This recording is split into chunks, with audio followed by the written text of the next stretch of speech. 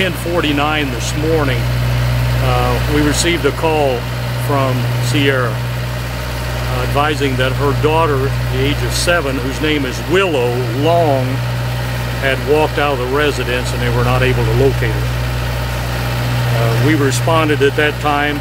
The only information that we have was the mother had been feeling a little bit ill and she had gone back to bed. She said at 8:45 she had looked, and her son, who is the age of 3, and Willow, who is the age of 7, was watching television. She was not feeling good, went back to bed. She said she got up later. The 3-year-old was still watching television, but Willow was not there. When she asked the boy about where Willow went to, the little boy doesn't speak very much, and he just pointed at the front door. She was last seen wearing a lavender shirt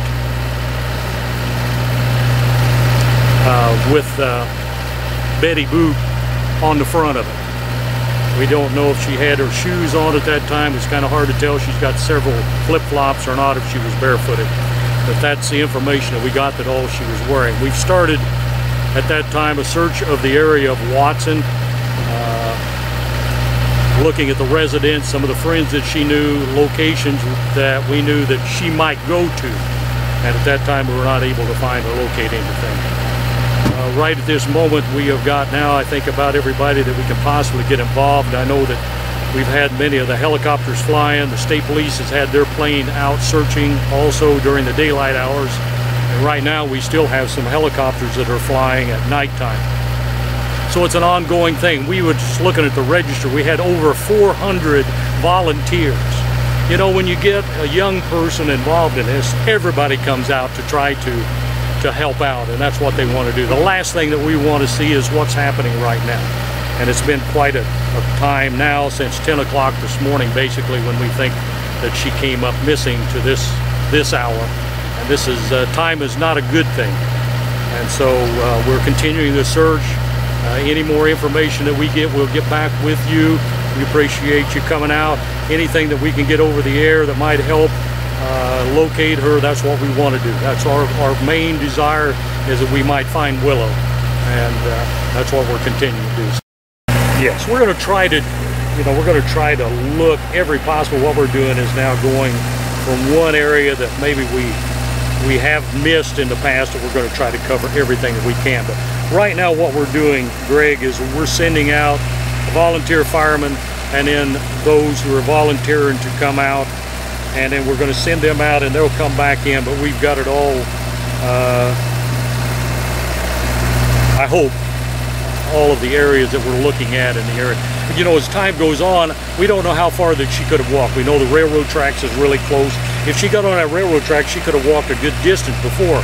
Whereas, you know, the cornfields, what our biggest problem is now is that we've tried to fly over those, but the corn is at full standing and the beans are at full standing, and she's 7 years old. She's not very big, so it's going to be hard to find her. So all of the crops is one of the difficult things that we're looking at now, is trying to coordinate an area. We know that the dog did seem to strike and go a little bit north, and so we concentrated a lot of our searching now towards Effingham to the north.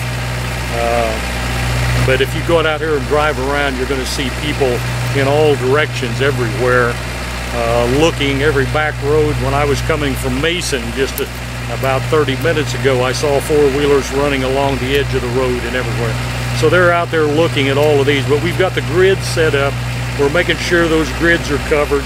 Once they're covered, then we move to the next grid. So we are trying to make sure it is as coordinated as we possibly can. The only 4-wheelers we're letting go out there are ones with lights on, the capability of being seen, and also that they might be able to see. So we're trying to use the best equipment we can with what we've got. But as you can see, if you look out here on the highway, how many 4-wheelers of everybody that's coming out and wanting to volunteer and get involved in this. Has there been any evidence? Any evidence found, anything?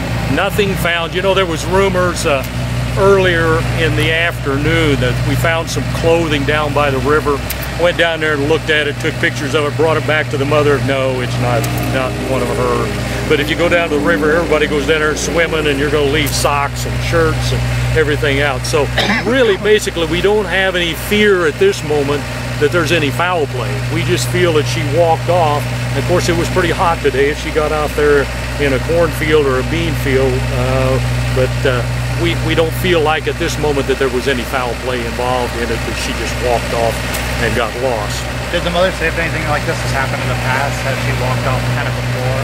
No, she was just talking about that one of the things, the movie that she was watching this morning was one of the Walt Disney movies, The Prince and the Frog. So, you know, she's always kind of adventurous, and she thinks that maybe she would like to have an adventure like that, so we don't know what went on in her mind, but she probably walked off.